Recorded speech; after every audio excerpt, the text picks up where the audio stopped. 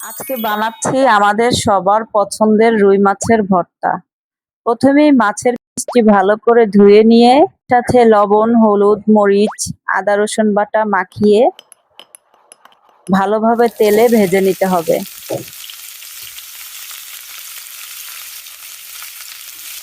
খুব বেশি উপকরণ লাগে না, কিন্তু সঠিকভাবে বানাতে পারলে এর স্বাদ হয় দ্বিগুণ। ভাজা হয়ে গেলে মাছের কাঁটা ছাড়িয়ে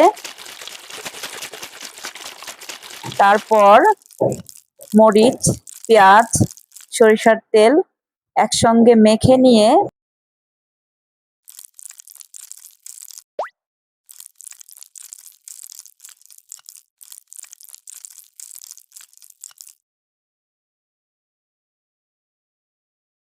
কাঁটা ছাড়ানো মাছ দিয়ে আরো ভালোভাবে মেখে নিলেই হয়ে গেল আমাদের সুস্বাদু রুই মাছের ঝাল ভর্তা।